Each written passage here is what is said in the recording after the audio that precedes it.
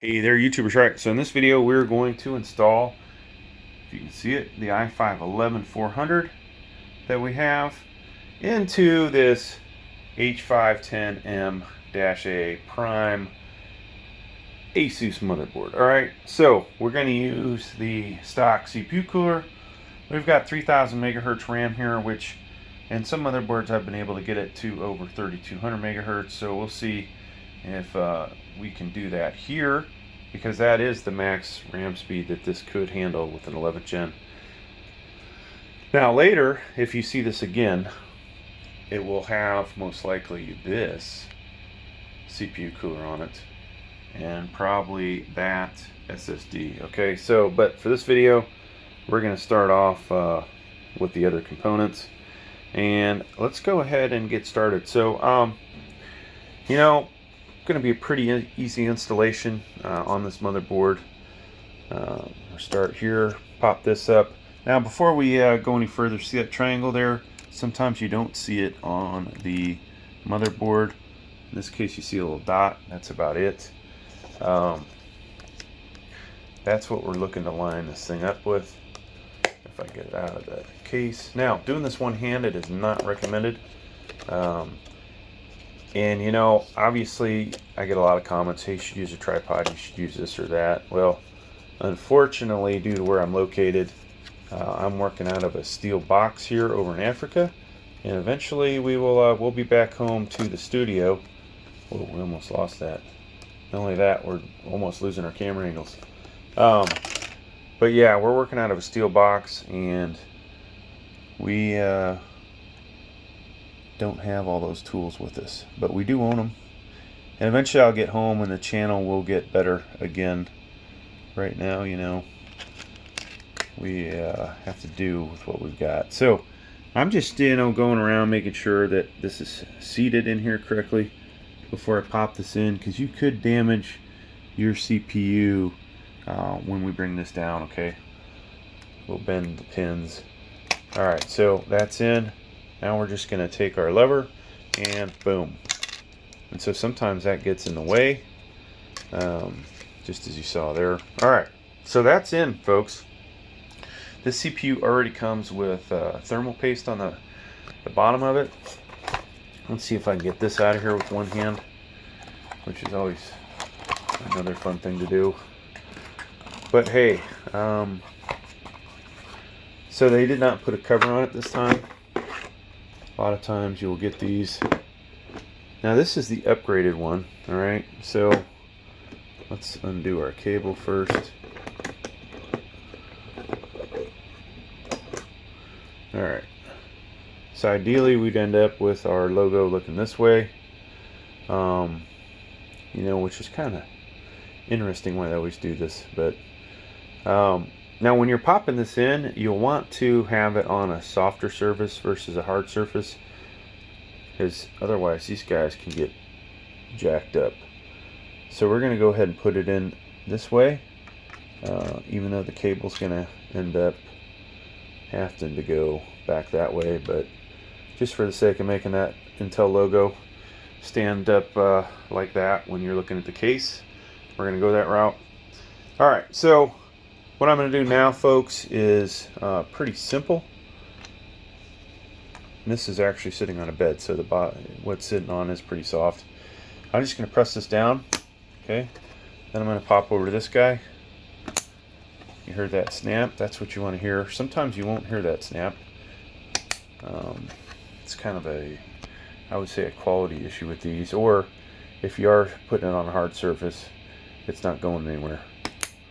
Alright, so that's in. Now, we're going to flip this over. It shouldn't pop out if it's done right.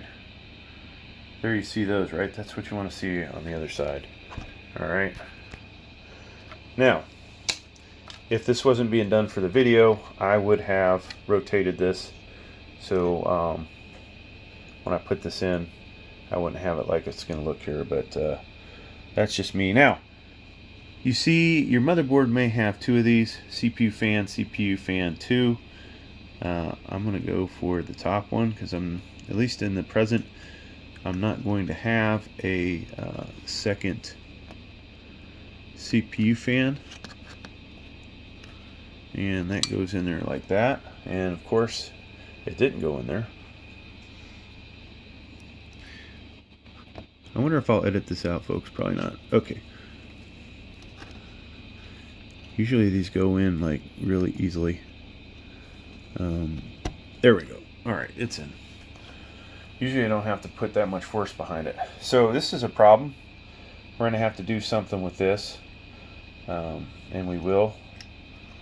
At least for the video, it's going to be looking like an eyesore. Alright.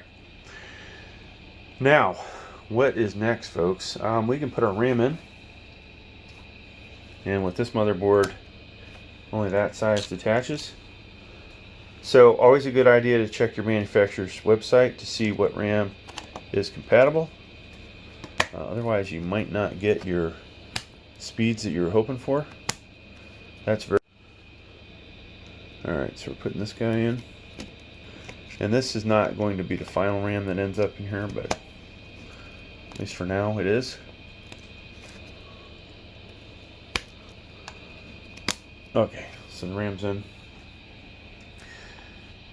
Now, we're going to get a screwdriver out and take these guys off. Alright, still doing this one-handed. Now this is a magnetic tipped Phillips head. I believe it's a number 1. You could use an electronics type Phillips head.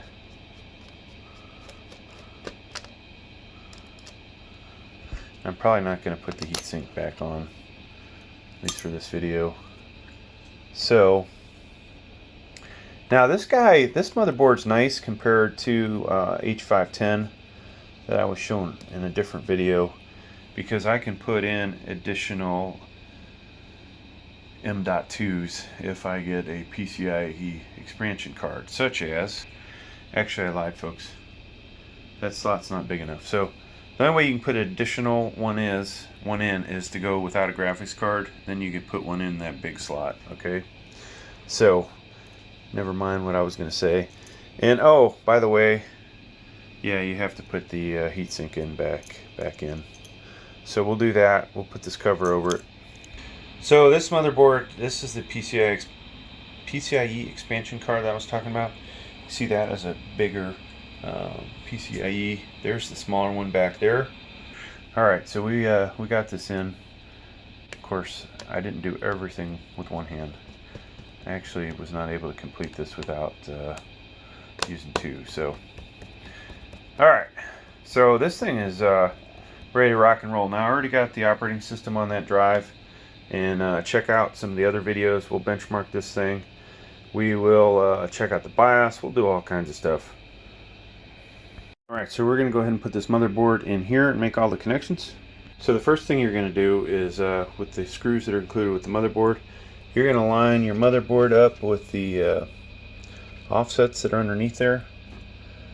And then you are going to screw these in. Now, I would not, I usually like to get a few threads on the first one and then go try and line up one much further away, and that way I can move the motherboard around, because you'll find later if you put them in too tight and there are two that are right next to each other, that you might not get one of the far away ones in.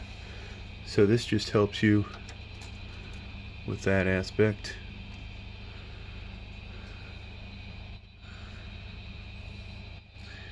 Really kind of difficult to see here with the camera, but so we got that lined up and we're going to screw it in.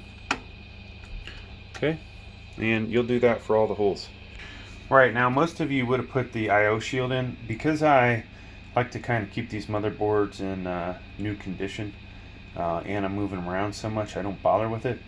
We'll put that IO shield, it's going to stay in the box, and you know, you of course will want to install it, right? But me, I'm not trying to make a pretty video for everybody. I'm just doing all the basic connections for you. So 24-pin power connector right here. Definitely need this one done. Some of these connections don't have to be done unless you want, you know, the full capability, right? So I've got a video out there that will help you get going. CPU power connector, the minimal connections you're going to need to get going. This CPU does have pretty good integrated graphics. Are they the best? No, but it will actually do some decent gaming with it. Alright, so there's that. Now, a lot of other cables that need to be put in. We have USB. This is either USB or HD audio. HD audio, that goes way over here. You have to make sure that you look for the missing pin and line that up. So that goes there. And you'll see, depending on your case, you may be able to get everything to pop through cutouts. On this case, I'm running under the motherboard. This is going, I'm going to remove the screw eventually and slide that cable over. But for now, I'm getting it in place, okay? And the other front panel connector. So what I always recommend before you plug all of them in, connect your power switch, which is probably this one. Yeah. Connect that one first and fire it up and make sure it works, and then do the rest of them before you mess with all of them. So that one goes the second row, second pin's over, okay, and that is in. So I could fire this up. Now, would my USB 2.0s and 3.0s work in the front of my case? No, they would not. So I'm going to go ahead and plug this guy in. And you'll want to make sure this has a notch in it. So you've got to line this up properly. Otherwise, this guy's not going to work. Okay, that's in.